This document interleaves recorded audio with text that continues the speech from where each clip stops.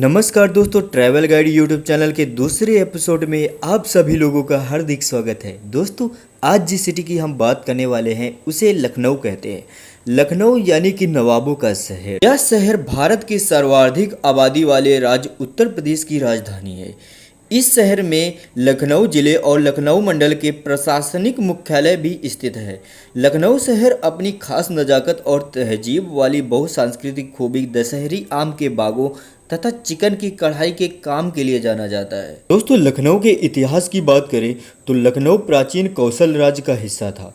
यह भगवान राम की विरासत थी जिसे इन्होंने अपने भाई लक्ष्मण को समर्पित किया था। इसे लक्ष्मणावती, लक्ष्मणपुर या लखनपुर के नाम से भी जाना गया है, जो बाद में बदलकर लखनऊ हो गया है। यहाँ से अयोध्या मात्र 80 मील की दूरी पर स्थित है। एक अन्य कथा के अनुसार इस शहर का नाम महाराजा लखन भर राजपूत, जो कि लखन किले के मुख्य कलाकार थे, के नाम पे भी रखा गया है। दोस्तों, लखनऊ उस क्षेत्र में स्थित है जिसे ऐतिहासिक रूप से अवध क्षेत्र के नाम से जाना जाता है। लखनऊ हमेशा एक बहुसांस्कृतिक शहर रहा है। यहाँ के सिया नवाबों द्वारा शिष्टाचार, खूबसूरत उद्यानों, कविता, संगीत और बढ़िया व्यंजनों को हमेशा संरक्षण दिया गया है। लखनऊ को नवाबों के शहर के रूप में भी जाना जाता है। इसे पूर्व की स्वर्ग यानी कि गोल्डन सिटी और सिराज ए हिंद के रूप में भी जाना जाता है। आज का लखनऊ एक जीवंत शहर है जिसमें एक आर्थिक विकास देखने को मिलता है। यह शहर भारत के तेजी से बढ़ रहे गैर महानगरों के शीर्ष 15 में से एक है। यह हिंदी और उर्दू साहित्य के केंद्रों में से एक है। यहाँ अधिकांश लोग हिंदी बोलते हैं। यहाँ की हिंदी में लखनवी अंदाज है जो विश्व प्रसिद्ध है। इसके अलावा यहाँ उर्दू और अंग्रेजी भी बोली जाती है। दोस्तों, लखनऊ में चौक का बाजार प्रमुख है। यह इलाका अपने चिकन के दुकानों व मिठाई की दुकानों की वजह से मशहूर है। चौक में नक्काश बाजार भी है। यहाँ का अमीनाबाद दिल्ली के चांदनी चौक की तरह का बाजार है जो शहर के बीच स्थित है। यहाँ थोक का सामान, महिलाओं का सजावटी सामान, वस्त्राभूषण आदि का बड़ा और पुराना बाजार है। दिल्ली के ही कनॉट प्लेस की बात यहाँ का हृदय हजरतगंज है। यहाँ खूब चहल पहल रहती है। प्रदेश का विधानसभा भवन भी यहीं स्थित है। दोस्तों, लखनऊ के वर्तमान स्वरूप की स्थापना नवाब आसफउद्दौला ने सन 1775 ईस्वी में की थी। अवध के शासकों ने लखनऊ को अपनी राजधानी बनाकर इसे समृद्ध किया, लेकिन बाद में नवाब विलासी और निकम्मे सिद्ध हुए। इन नवाबों के काहिल स्वभाव के फलस्वरूप आगे चलकर लॉर्ड डलहौजी ने अवध को बिना युद्ध के अधिग्रहण कर ब्रिटिश साम्राज्य में मिला लिया। सन 1850 में अवध के अंतिम नवाब वाजिद अली शाह ने ब्रिटिश अधीनता स्वीकार कर ली। लखनऊ के नवाबों का शासन इस प्रकार समाप्त हुआ। सन 1902 में नॉर्थ वेस्ट प्रोविंस का नाम बदलकर United province of Agra and Awadh कर दिया गया।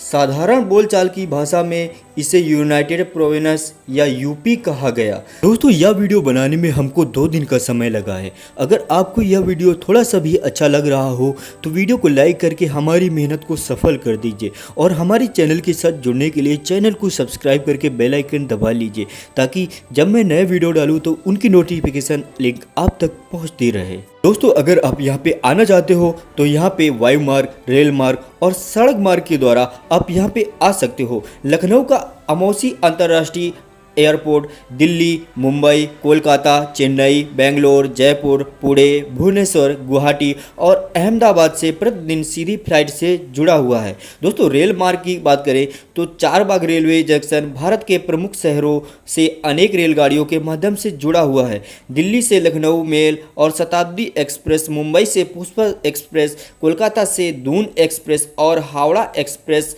के माध्यम से लखनऊ पहुंचा जा सकता है। दोस्तों, अब हम आपको बताने वाले हैं कि लखनऊ में घूमने वाली जगह कौन कौन सी हैं। क्या आप कभी ज़िंदगी में लखनऊ जाने का मौका मिला तो आप लखनऊ जाना चाहोगे? इस चीज़ का कमेंट्स करके ज़रूर बताइएगा। दोस्तों, अब हम आपको लेके चलते हैं लखनऊ की उन फेमस जगहों पे जिन्हें आप अपनी ज़िंदगी में एक बार घूमना ज़रूर चाहोगे। दोस्तों, हमारी लिस्ट में जो पहला प्लेस आता है वो है बड़ा इमाम बाड़ा। बड़ा इमाम बाड़ा लखनऊ की एक ऐतिहासिक धरोहर है। इसे भूल भुलैया भी कहते हैं। इसको अवध के नवाब आसफ उद दरौनी ने सन 1784 में बनवाया था। इसे आसफिक इमामबाड़ा के नाम से भी जाना जाता है। दोस्तों, हमारी जो लिस्ट में दूसरे नंबर पे प्लेस आता है वो है छोटा इमामबाड़ा, जिसे इमामबाड़ा हुसैनाबाद मुबारक के नाम से भी जाना जाता है। 1838 में अवध के नवाब मोहम्मद अली शाह द्वारा शिया मुसलमानों के लिए एक इमामबाड़ा या एक मंडली हाल रूप में निर्मित या उनकी मां के लिए मकबरे के रूप में सेवा करना था, जो उनके बंगले के बगल में दफन है। दोस्तों, हमारी जो लिस्ट पे अगला प्लेस आता है वो है रूमी दरवाज़ा। लखनऊ में बड़ा इमामबाड़ा के तर्ज पर रूमी दरवाजे का निर्माण भी अकाल राहत प्रोजेक्ट के अंतर्गत कराया गया था। नवाब आसफ उदौला ने यह दरवाज़ा सन 1783 में अकाल के दौरान बनवाया था ताकि लोगों को रोजगार मिल सके। अवध के वास्तुकला के प्रतीक इस दरवाजे को तुर्किश गेटवे कहा जाता है। दोस्तों, हमारी लिस्ट में जो अगला स्थान आता है वो है अंबेडकर पार्क। अंबेडकर लखनऊ में स्थित एक दर्शनीय स्थान है। यह डॉक्टर भीमराव अंबेडकर की याद को समर्पित है और यह उनकी चैत्य जीवनी को देखते हुए यह पार्क बनाया गया था। दोस्तों, हमारी लिस्ट में जो अगला प्लेस है वो है लखनऊ का चिड़ियाघर, जिसे नवाब वाजिद अली शाह प्राणी उद्यान के नाम से जाने जाते हैं। यह उत्तर प्रदेश का सबसे पुराना चिड़ियाघर है। इसका निर्माण सन 1921 में हुआ था और इसका कुल क्षेत्रफल 19 हेक्टेयर है। यहाँ पर कुल जानवरों की संख्या 911 है और यहाँ पर जीव जंतुओं की जो संख्या है वो 1000 के करीब है। यहाँ पर करीब 11 लाख से 12 लाख लोग हर साल घूमने के लिए आते हैं। दोस्तों, हमारी लिस्ट में जो अगला प्लेस है वो है जैनेश्वर मिश्रा पार्क। यह लखनऊ में गोमती नगर में संचालित एक शहरी पार्क है। इसे एशिया का सबसे बड़ा सुंदर उद्यान भी माना जाता है। यह समाजवादी पार्टी के दिवंगत राजनीतिक जैनेश्वर मिश्र की याद में बनाया गया है। इस पार्क का उद्घाटन 5 अगस्त 2014 को शहर की आम जनता के लिए किया गया था। हमारी लिस्ट का जो अगला प्लेस है वो है शहीद स्मारक। शहीद स्मारक उन स्वतंत्रता संग्राम सेनानियों की याद में बनाया गया था जिन्होंने देश के लिए अपने प्राणों की आहुति दे दी, जैसा कि हमारे जो पूजनीय भगत सिंह जी, राजगुरु जी और सुखदेव जैसे अनेक क्रांतिकारी वीरों के लिए यह स्तंभ बनाया गया था। दोस्तों, हमारी लिस्ट में जो अगला प्लेस आता है वो है गोमती रिवर फ्रंट पार्क। यह पार्क पिकनिक के लिए बहुत ही सुंदर पार्क है। यहाँ पे लोग अपना समय व्यतीत करने के लिए या फिर पिकनिक मनाने के लिए आते हैं। इस पार्क का निर्माण 2016 में हुआ था और इसका उद्घाटन उस समय के मुख्यमंत्री श्री अखिलेश सिंह यादव जी ने करवाया था। दोस्तों, हमारी लिस्ट का जो अगला प्लेस है वो है छतर मंजिल। छतर मंजिल लखनऊ का एक ऐतिहासिक भवन है। इसके निर्माण का प्रारंभ नवाब गाजी उद्दीन हैदर ने किया और उनकी मृत्यु के बाद उनके उत्तराधिकारी नवाब नसरुद्दीन हैदर ने इसको पूरा करवाया।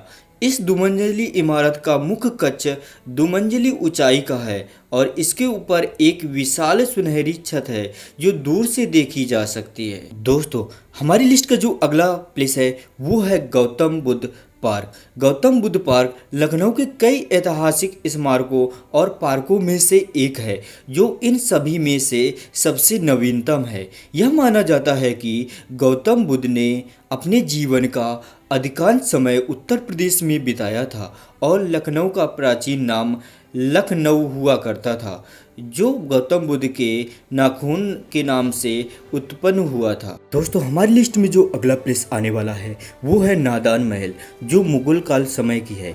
शेख इब्राहिम चिश्ती को समर्पित नादान महल लखनऊ में सबसे पुराने जीवित ऐतिहासिक स्मारकों में से एक है। महान मुगल सम्राट अकबर के शासनकाल के दौरान शेख इब्राहिम चिश्ती लखनऊ के पहले राज्यपाल थे। यद्यपि मकबरा पर्यटकों के बीच कम जाना जाता है, फिर भी यह लखनऊ में आने वाले सबसे शांत पर्यटन स्थलों में से एक है। दोस्तों, हमारी लिस्ट का जो अगला प्लेस है वो है सतखंडा। अवध के नवाब नसीर उद दौला ने 9 मंजिल इमारत के बारे में सोचा था, जिसका नाम वह नौखंडा रखना चाहते थे। वह चाहते थे कि यह टावर सबसे ऊंचा हो और दुनिया का 8वां अजूबा बने, जिसे दुनिया में बेबलान के टावर या पीसा की मीनार जितनी ख्याति हो। बाद में इस इमारत को बनाने का दामोदर नवाब के बेटे और उत्तराधिकारी नवाब मोहम्मद अली ने संभाला, जिन्होंने केवल 7 मंजिल मंजिल ही बनवाए और 1840 में उनकी मृत्यु हो गई।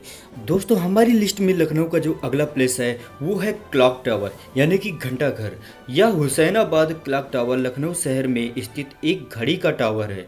यह सन 1881 में नवाब नसीर उद्दीन हैदर द्वारा सर जॉर्ज कपूर के आगमन के लिए बनाया गया था, जो अवध के संयुक्त राज्यों में सबसे पहले लेफ्टिनेंट गवर्नर थे और इसकी लागत करीब उस समय 1,75,000 रुपये आई थी।